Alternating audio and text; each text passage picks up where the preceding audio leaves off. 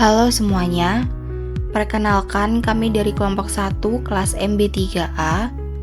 Kelompok kami beranggotakan 5 orang, yaitu pertama Ahlakul Adityas SK Murti, kedua Aura Anjani, ketiga Fadila Aromtala Prabawati, keempat Selma Arum Ramadhani, dan yang kelima Sekar Kinanti.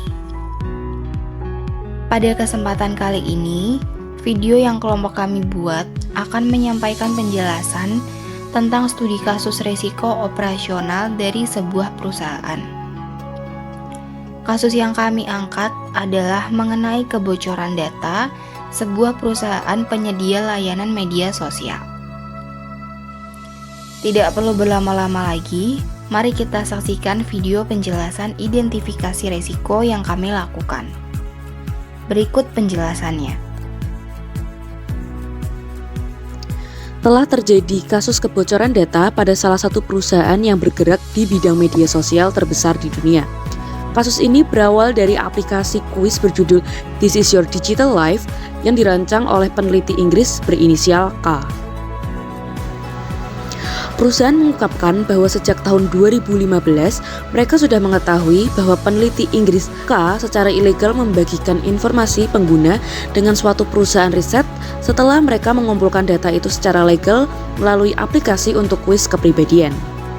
Perusahaan riset itu diduga secara ilegal menggunakan data sekitar 50 juta pengguna untuk membangun profil bagi kampanye politik Amerika Serikat, termasuk kampanye presiden berinisial T yang akan menjabat. Data tersebut dipakai untuk kepentingan kampanye pemilu presiden T pada tahun 2016 hingga berhasil memenangkan pemilu dan menjadi presiden ke-45. Jaksa Wilayah Washington DC, Amerika Serikat mengajukan gugatan kepada pendiri perusahaan media sosial tersebut yang berinisial M. Pemimpin M diduga gagal melindungi data konsumennya karena berkat lemahnya perlindungan data oleh perusahaan. Kuis yang awalnya dikembangkan untuk tujuan penelitian itu tidak hanya mengambil data penggunanya saja, tetapi data milik teman-temannya, dan data inilah yang kemudian disalahgunakan oleh perusahaan riset untuk keperluan bisnis mereka. Pada tahun 2018, menggunakan data pribadi lebih kurang 80 juta pengguna aplikasi perusahaan X dalam membangun profil untuk membidik para pemilih di pemilu AS 2016 yang akhirnya dimenangkan oleh Donald Trump. Pada tahun 2019, terdapat 267 juta data pengguna aplikasi perusahaan X yang bocor di internet. Data itu memuat nama, ID, dan nomor ponsel.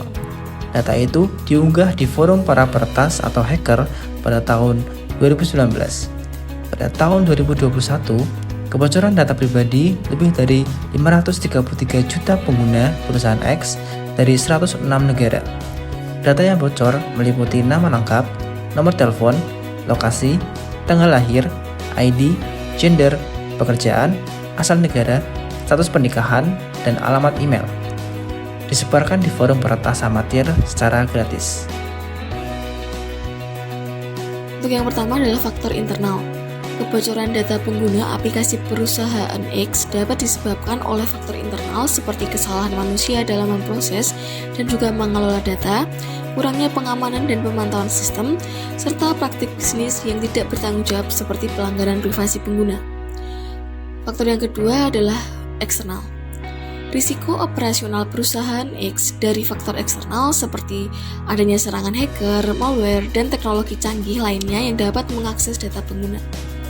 Faktor yang ketiga adalah SDM.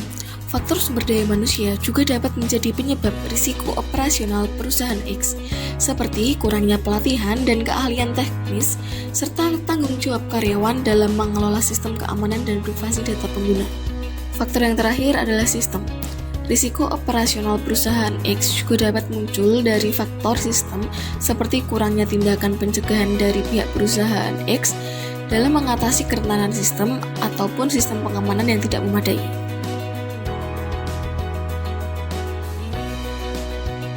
Pada kasus ini menggunakan teknik pengendalian physical control atau post control minimization, yaitu tindakan meminimalisasi resiko setelah resiko tersebut terjadi.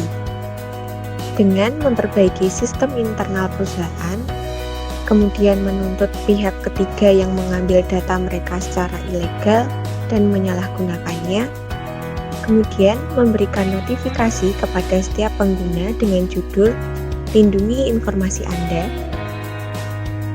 Nah, jadi itu dia penjelasan dari identifikasi risiko yang telah kami lakukan. Semoga dapat menambah pengetahuan dan bermanfaat bagi kita semua. Apabila ada kekurangan, kami mohon maaf. Sampai jumpa di video selanjutnya. Terima kasih.